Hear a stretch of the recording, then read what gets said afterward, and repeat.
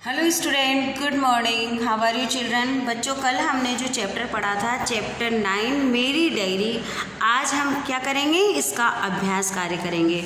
तो आप अभ्यास कार्य करने के लिए सबसे पहले शब्दार्थ पढ़ेंगे।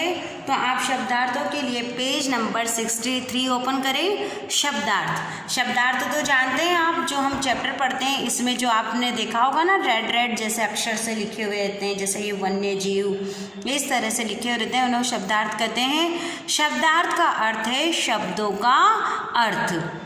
अब देखिए, अमूल्य, अमूल्य यानी जिसका मूल्य आंका न जा सके।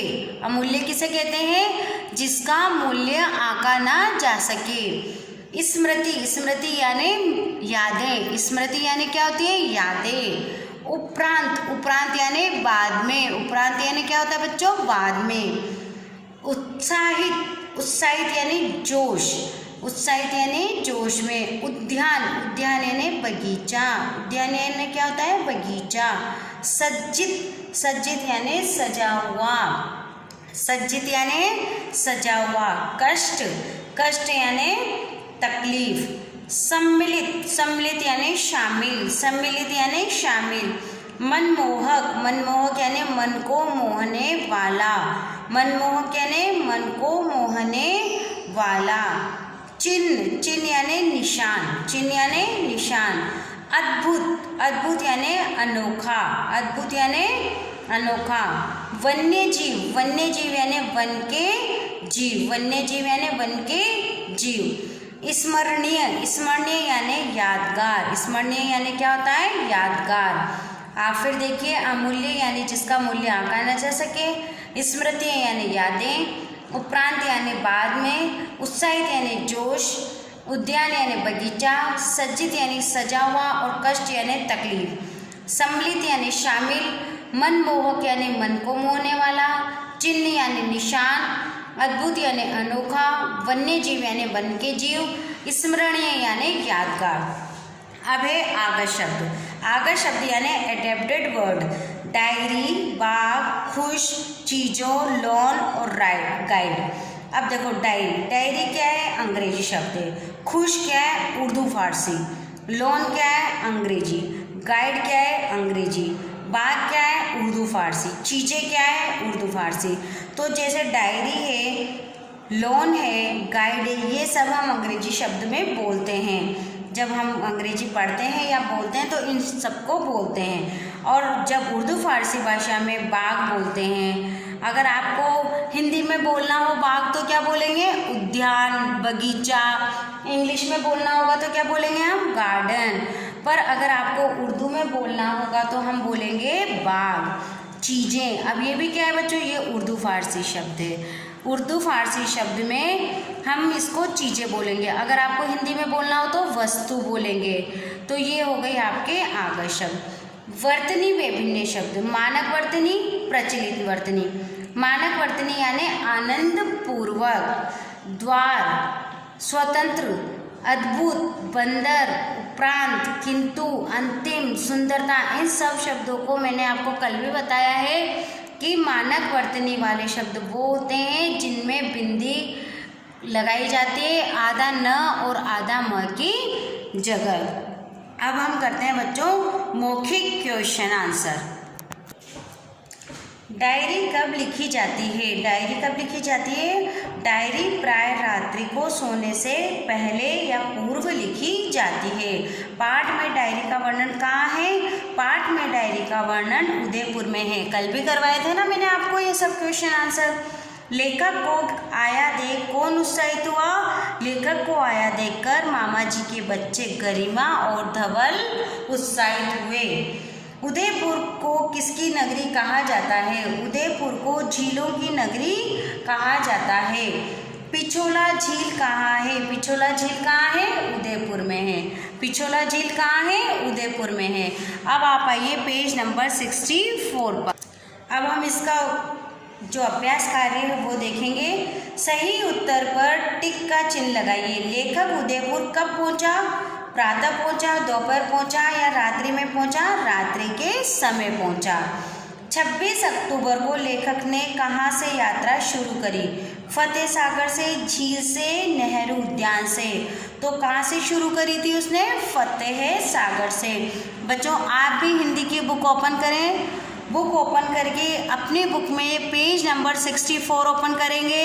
आपके पास पेंसिल होनी चाहिए, क्योंकि जो ये अभ्यास कार्य है वो आपको बुक में ही फिल करना है। सारा अभ्यास कार्य आप टिक लगाते चलें। फर्स्ट क्वेश्चन देखें इसका, लेखक उदयपुर कब पहुंचा था? रात्रि के समय। तो रात्रि ग पे आप राइट लगाएंगे। 26 अक्टूबर को लेखक ने कहाँ की यात्रा शुरू करी? फतेह सागर की। तो क पे टिक लगाएंगे। स्त्री की मूर्ति के हाथ में क्या था? गंगा सागर। लोटा था क्या? गिलास था क्या? क्या था? गंगा सागर। तो आप गंगा सागर पर टिक लगाएंगे। सुखाड़िया सर्किल पर बने फव्वारे जैसा फव्वारा विदेश में कहाँ है? पता है आपको कहाँ था? रोम में। कहाँ था? रोम में। हमने पढ़ा था ना कि वहाँ पर ऐसा ही फव्वारा एक विदेश में रोम में है। जगनिवास में किसने शरण ली थी? जगनिवास में शाहजहाँ के बेटे खुर्रम ने शरण ली थी। किसने? खुर्रम ने शरण ली थी। कौन था ये? शाहजहाँ का बेटा। अब आते हैं बच्चों, आपको गद्यांश करवाना है। गद्यांश करना आता है आपको? आप इसका आंसर आप खुद करेंगे, मैं गद्यांश समझाती हूँ आपको। हम नाव में बैठकर नेहरू उद्यान पहुँचे। उद्यान में प्रवेश द्वार पर बनी है दो बड़ी बड़ी मछलियाँ। सामने बनी है एक औरत की मूर्ति, राजस्थानी गहने और पोशाक पहने हुए। उसके हाथों में है गंगा सागर। मुझे ऐसा लगा कि जैसे कोई सचमुच की स्त्री पानी पिला रही है। लेखक कहाँ जा पहुँचा? लेखक कहाँ पहुँचा था? अब आपको इसमें से ढूंढकर आंसर बताना है। तो आप लिखेंगे नेहरू उद्यान में। प्रवेश द्वार पर क्या बनी थी? प्रवेश द्वार पर दो बड़ी बड़ी मछलियाँ बनी थी। सामने किसकी मूर्ति बनी थी? सामने एक औरत की मूर्ति बनी थी जो राजस्थानी गहने और पोशाक पहने हुए थी। मूर्ति ने क्या पहन रखा था? राजस्थानी गहने और पोशाक। उसके हाथ में क्या था? उस मूर्ति के हाथ में गंगा सागर था। इस तरीके से आप ये गद्यांश करेंगे और जो ये क्वेश्चन आंसर है इनके टिक आपको इसमें लगाने हैं। अब आते हैं हम पेज नंबर 65 पर। बच्चों ये जो कुछ शब्द दे रखे हैं इनमें आपको व्यक्तिवाचक, जातिवाचक और भाववाचक ढूंढने हैं। अब देखिए, राजस्थान, उदयपुर, महाराणा, ये शब्द क्या हैं? व्यक्तिवाचक हैं। और जातिवाचक में क्या है? मछली, गंगा सागर, मूर्ति और झील और रेलगाड़ी।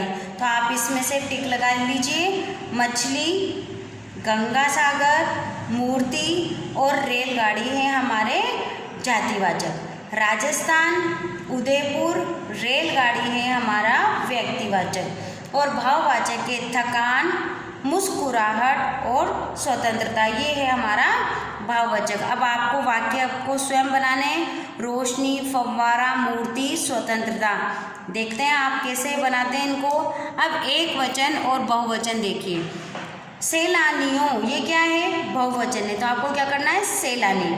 कुल्हड़ों, बहुत सारे कुल्हड़ हैं तो आपको करना है इसमें कुल्हड़।